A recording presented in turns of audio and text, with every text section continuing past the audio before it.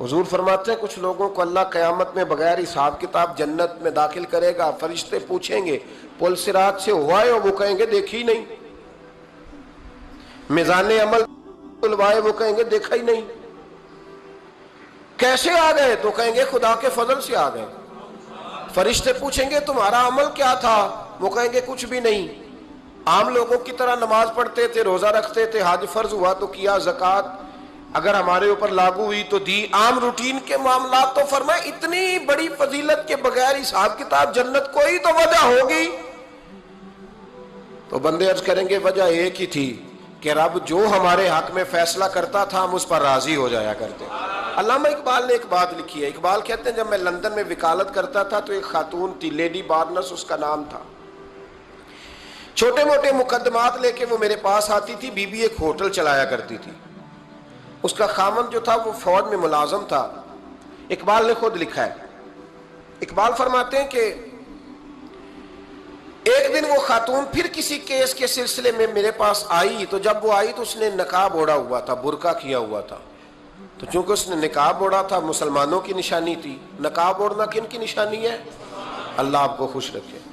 تو کہتے ہیں وہ نشانی چونکہ اہل اسلام کی تھی تو مجھے تجسس ہوا۔ میں نے کہا لیڈی خیریت ہے؟ میم صاحبہ یہ برقع پہنا ہوا ہے؟ تو کہنے لگی ہنس کے اقبال مجھے پکا یقین تھا کہ آپ ضرور پوچھیں گے۔ تو میں نے کہا اچھا تو یہ برقع؟ تو کہنے لگی الحمدللہ میں مسلمان ہو گئی۔ تو میں نے فوراً کہا کہ آپ کا شوہر تو فوج میں ملازم ہے، فوجی کے لیے بدلنا اور پھر ملکی قانون اور یہ چیزیں۔ تو کہنے لگی اس نے مجھے کیا کہنا تھا، وہ خود کلمہ پڑھ گیا۔ تو کہتی ہیں میں اور متجسس ہوا، وہ کیس کی بات کرتی تو میرا تجسس بڑھ گیا۔ میں نے کہا تو کیس چھوڑ کے بتا کلمہ کیسے پڑھا؟ تو کہنے لگی اقبال اصل بات یہ ہے کہ میں نا بے اولاد تھی، خاوند بھی بڑے اچھے پیسے کماتا، میں خود بھی ہوٹل چلاتی، پر ڈپریشن اور ٹینشن اور بلا وجہ کی پریشانیاں جان نہیں چھوڑ۔ یہ ٹینشن اور ڈپریشن کا نا مجھے عربی ترجمہ کوئی نہیں ملا۔ یہ ڈپریشن اور ٹینشن کا نا میں نے تلاش کیا ہے، لیکن مجھے عربی لغت کے اندر ان کے معنی مجھے لگتا ہے کہ اس زمانے میں یہ چیزیں تھی ہی نہیں، ہوتی تو ان کا کوئی نام بھی، یہ آج ہے نا تو اس لیے آج کے زمانے میں ہی نام ہے مفت کا، مفت کی پریشانی۔ تو کہتی ہے مجھے ٹینشن اور ڈپریشن رہتی تھی ہر وقت، بڑی میں پریشان رہتی تھی۔ میرے ساتھ ایک عجیب واقعہ ہوا کہ میرے ہوٹل میں نا ایک بابا جی برتن مانجتے تھے، بوڑھے آدمی تھے، 70 سال کے قریب عمر تھی۔ ان کا ایک بیٹا تھا، ایک بہو تھی، ایک پوتا تھا، لیکن وہ بیچارے بیٹا بیمار رہتا تھا تو لہٰذا وہ خود مزدوری کرتے۔ کہتی ہے ایک دن وہ بابا جی میرے پاس آئے، کہنے لگے میم صاحبہ 2-4 دن کی چھٹی چاہیے۔ تو میں نے کہا خیریت ہے؟ کہنے لگے میڈم میرا بیٹا فوت ہو گیا۔ بیٹا، آپ کو پتہ ہے باپ کا جنازہ پڑھنا آسان ہے، بیٹے کا جنازہ اٹھانا بڑا مشکل کام۔ کہتی ہے میں کچھ لکھ رہی تھی، میرے ہاتھ سے قلم گر گیا، میں نے خود گاڑی بھیجی، بابا جی گاؤں چلے گئے جہاں وہ رہتے تھے۔ کہتی 2-3 دن کے بعد میں اور میرا شوہر گئے تو رستے میں ہم باتیں کر رہے تھے کہ کیا تعزیت کریں گے، ایک ہی بیٹا تھا، کوئی رشتہ دار بھی نہیں، تو اس کی تو کائنات اجڑ گئی، کن لفظوں سے اسے تعزیت کیا کہیں گے۔ کہتے جب ہم گئے تو وہ ٹوٹی ہوئی چٹائی پہ بیٹھا تھا، کچھ لوگ قریب تھے، ہم نے جا کے کہا بابا آپ مسلمان ہیں، ہم آپ کو کیا نصیحت کریں، ایک ہی بیٹا تھا، کہ کس طرح کر کے ہم آپ کو تسلی دیں۔ تو کہتے ہیں اس نے آنکھیں کھولی، بوڑھی آنکھوں میں ایمان کی روشنی، کہنے لگا بی بی کیا تعزیت کی بات کرتی ہو، میں نے کوئی پیسے جمع کرا کے بیٹا لیا تھا، خدا نے فضل سے دیا تھا، عدل سے لے گیا ہے، میں اپنے رب کے فیصلوں میں بڑا راضی ہوں، اللہ بڑا کریم ہے، وہ لے گیا، اس کا مال تھا۔ آپ یقین کریں ہمارے دیہاتی لوگ یہ کہا کرتے تھے، میں نے کانوں سے سنا ہے، ایک بوڑھے آدمی کا ایک دفعہ بیٹا فوت ہو گیا تو کسی نے اس سے کہا بابا چھوٹی عمر میں بچہ چلا گیا، تو مجھے لفظ نہیں بھولتے، کہنے لگے پتر اللہ دی فصل ہے، کچی وڈے تاں وی ہو دیئے۔ سنے آپ نے بھی کبھی یہ فکرہ، کچی وڈے تے پکی لے جائے تے تاں وی ہے جو ہو دی، تو جب اس کا جی چاہا وہ لے گیا۔ اللہ اکبر۔ وہ خاتون کہتی ہے کہ وہ بابا جی سے میں نے کہا کہ چلو آپ 1 مہینے کی چھٹی کر لے، تو کہنے لگا نہیں میڈم میں مسلمان ہوں، مفت کی روٹی نہیں کھاتا، مزدوری کر کے کھاتا ہوں، میں انشاءاللہ 2-3 دن کے بعد کام پہ آ جاؤں گا۔ کہتے ہیں وہ چند دنوں کے بعد آ گیا. اللہ کی قدرت کے ابھی 2-3 ماہ گزرے تھے پھر آیا. میڈم چھٹی چاہیے کچھ دنوں کی. میں نے کہا خیریت ہے؟ کہنے لگے وہ میری بہو بھی ہارٹ اٹیک سے فوت ہو گئی. کہتے اب میں بھی تڑپ گئی اور عیسائی ہو کہ میری آنکھوں میں آنسو آ گئے. میں نے کہا گھر کا دروازہ بند ہو گیا, اب یہ بیچارہ کیا کرے گا؟ وہ اپنے شوہر کے غم میں ہارٹ اٹیک سے فوت ہو گئی. کہتے ہم پھر 2-3 دن کے بعد تعزیت کے لیے گئے. پھر ٹوٹی ہوئی چٹائی, بوڑھا نہ اپنی انگلیوں سے زمین پر کچھ بنا رہا. کہتی قریب گئی اور میں نے جا کے کہا بابا اب تو تسلی آپ نے خود ہی کرنی ہے, جو نظام تھا وہ تو ہو گیا. تو کہتے ہیں پھر اس نے آنکھیں کھولی, آسمان کی طرف دیکھا تو کہنے لگا بیٹی کوئی پریشانی نہیں, میرا بیٹا بغیر شادی کے بھی تو فوت ہو ہی سکتا تھا نا, بس میرے مالک نے جب چاہا جیسے چاہ ہوا. میں انشاءاللہ 2-4 دن کے بعد کام پہ آؤں گا. یہ میرا 3-4-5 سال کا پوتا ہے, ابھی اسکول داخل ہوا ہے, میں ساتھ لے آؤں گا, وہاں میرے ساتھ اوپر کوارٹر میں جہاں میں رہتا ہوں یہ بھی رہے گا. کہتی ہے میں سختے میں آ گئی اس کی کیفیت دیکھ کے. وہ پوتے کو ساتھ لے آیا. کبھی کبھی میں دیکھتی چھت پہ کھڑے ہو کے کہ دادا گھوڑا بنا ہوا ہے اور پوتا سواری کر رہا ہے. وہ سویرے اٹھتا اس کو سکول چھوڑ کے آتا, شام کو لے کے آتا, پیار کرتا, محبت کرتا. تیسری منزل پر ہم نے ایک کوارٹر دیا ہوا تھا, وہاں دادا پوتا رہتے. اللہ تو بڑا بے نیاز ہے.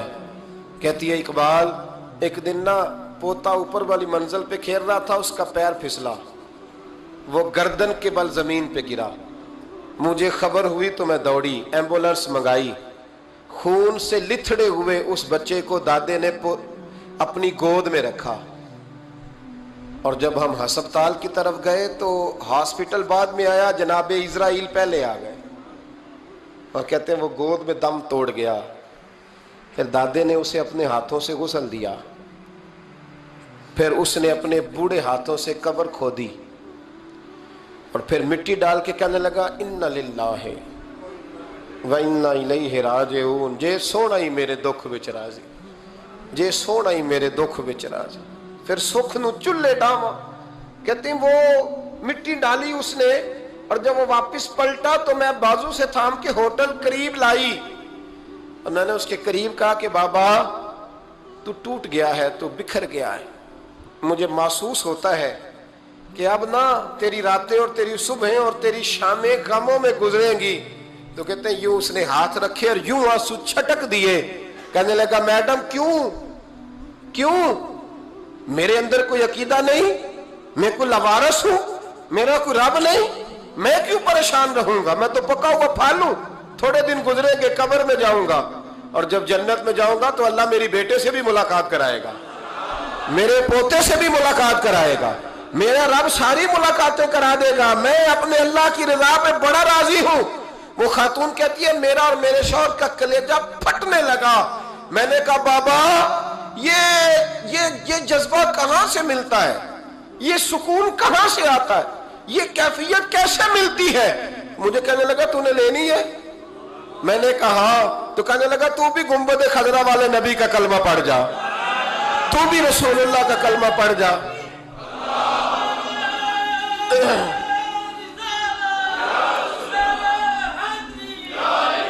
میرے محبوب کا کلمہ پڑھ, اللہ تجھے سکون عطا کرے گا. ایک حدیث نہ پڑھ لو مسلم شریف سے, بخاری سے ایک حدیث نہ پڑھ لو تاکہ یہ بات مضبوط ہو جائے. حضرت ابو طلحہ رضی اللہ تعالی, بیٹا شدید بیمار ہے, مزدور آدمی تھے, کئی دنوں سے گھر تھے. بیوی کہنے لگی اگر آپ گھر میں بیٹھے رہیں گے تو کھائیں گے کہاں سے, جاؤ آپ مزدوری کرو, میں بیٹے کو دیکھتی ہوں. ابو طلحہ مزدوری کرنے چلے گئے. شام کو آئے تو بیٹا فوت ہو چکا تھا. عورتیں بے حوصلہ ہوتی ہے نا اکثر, پر بیوی نے سفید کپڑا ڈال کے کمرے میں رکھ دیا. بیٹا, ماں اور بیٹا کو ناپ تکتا ہے رشتہ, بیٹے میں سفید چادر ڈال کے کمرے میں رکھ دیا. حضرت ابو طلحہ انصاری آئے, بیٹے کا کیا حال ہے؟ کہنے لگی اللہ کی رحمت میں ہے. اللہ کی, کیسا جملہ ہے, اللہ کی رحمت میں ہے. خامد نے کھانا کھایا, بیوی سے ملنے کو دل کیا تو ملاقات ہوئی. فارغ ہو کے بیٹھے تو خاتون اٹھ کے نا خاوند کے قریب گئی، اس کا ہاتھ تھاما، کہنے لگی نبی کریم علیہ السلام کے صحابی ہو، ایک مسئلہ دریافت کرنا تھا، بتاؤ گے؟ کہ پوچھو۔ کہنے لگی اگر کوئی آپ کے پاس امانت رکھوائے اور پھر اپنی امانت واپس مانگے تو کیا کرو گے؟ حضرت ابو طلحہ کہنے لگے پوچھنے والی کیا بات ہے، جس کی امانت ہے واپس کر دیں گے۔ اب زوجہ روئی، اب صبر والی بی بی روئی، اب ماں روئی، آنسو ٹپکے، آنچل سے پوچھ کے کہنے لگی ابو طلحہ وہ بیٹا بھی اللہ کی امانت تھا اور رب اپنی امانت لے گیا ہے، اٹھو غسل کفن کا بندوبست کرو۔ حضرت ابو طلحہ اٹھے، کامتے کامتے ہاتھوں سے غسل کفن دیا، مسجد نبوی میں پہنچے، محبوب کی بارگاہ میں عرض کیا تو رسول کریم فرمانے لگے تیرے اور تیری بیوی کے عمل سے اللہ بھی بڑا راضی ہے، اللہ کے رسول بھی بڑے راضی ہیں اور اللہ تجھے برکت عطا کرے گا۔ صحابہ کہتے ہیں پھر اللہ نے انہیں 9 بیٹے عطا فرمائے، پھر اللہ نے انہیں اللہ کی رضا پہ راضی رہنا سیکھو، اللہ کے قریب چلے جاؤ گے اللہ کی رضا پہ۔ حضرت سفیان ثوری دعا مانگ رہے تھے، یا اللہ راضی ہو جا، یا اللہ راضی ہو جا، یا اللہ راضی ہو جا، دعا مانگ رہے تھے۔ بی بی رابعہ بصری پردے کے پیچھے بیٹھی تھی، جب دعا لمبی ہو گئی تو کہنے لگی سفیان بس کر، کوئی اگلا لفظ بھی بول، بس کر۔ آپ فرمانے لگے تجھے کیا ہوا؟ تو کہنے لگی تو کب سے کہہ رہا یا اللہ راضی ہو جا، یا اللہ راضی ہو جا، پہلے اپنے دل پہ ہاتھ رکھ کے بتا تو اللہ سے راضی ہے؟ تو راضی ہے اللہ سے؟ تو روز نہیں کہتا پیسے نہیں ہے میرے پاس مجھے دے، تو روز نہیں کہتا یا اللہ فلانی چیز کوئی نہیں دے، اے اللہ فلاں کو دے دیا مجھے کیوں نہیں دیتا معاذ اللہ، تو روز شکوے نہیں کرتا؟ فرمایا پہلے تو راضی ہو جا۔ ترمذی شریف کی حدیث ہے، میرے نبی کریم علیہ السلام نے فرمایا تم اللہ کے دیے ہوئے تھوڑے رزق پہ راضی ہو جاؤ، اللہ تمہاری تھوڑی عبادت سے راضی ہو جائے۔